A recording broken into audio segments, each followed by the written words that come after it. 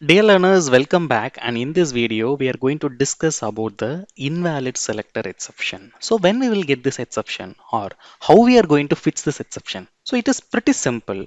So like this exception will occur whenever we are using the incorrect syntax. So generally selector means it's a locator. So whenever like we are using the incorrect syntax in the locator, right, then we will be getting the invalid selector exception.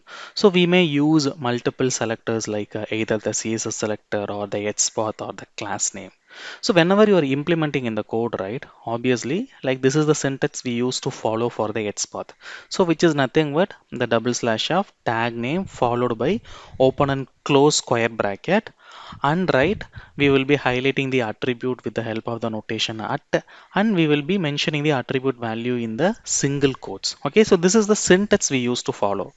But assume that by mistake you fail to provide the close bracket, or else like in some case if you fail to provide the single quotes or if you fail to provide the at, right, then it will throw the exception called as an invalid selector exception.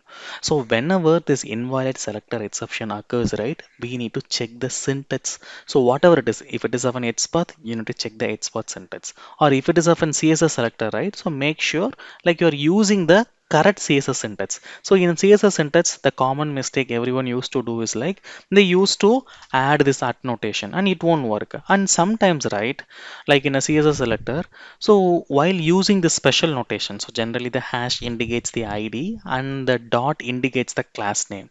But someone try to use other special notations like kind of an dollar or hash, then it will ended up in a situation it will throw the invalid selector exception. So which means like we need to always check the XPath syntax or the CSS syntax, or also like we should ensure whether you are using the valid expression. We should use only the valid expression and we should not use the invalid expression.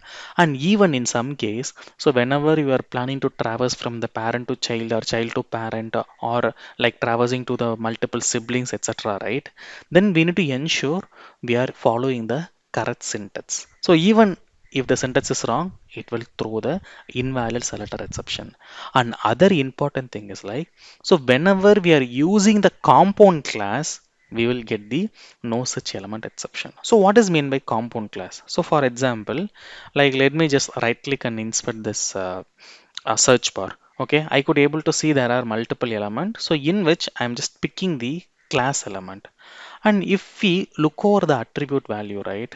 So the attribute values are separated by the spaces. So whenever the space is present, like we generally call them as a compound class.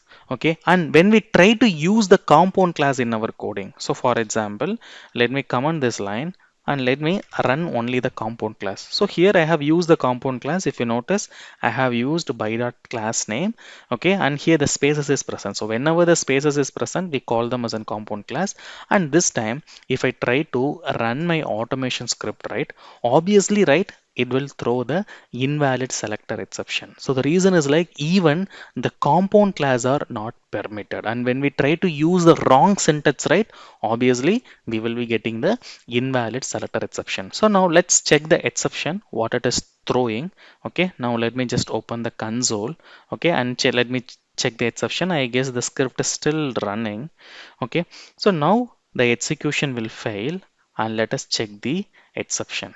It says invalid selector exception, and one more line is added, the compound class are not permitted, which means like we need to check on the class attribute value.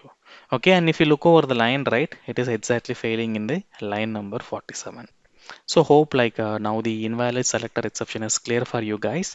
So which is nothing but whenever we are using the invalid syntax, like we always get the invalid selector exception. Okay, and if you have still more doubts, right, you can use the comment section. I'm just happy to help on you on that, guys. And keep learning and keep supporting, and thanks for watching this video.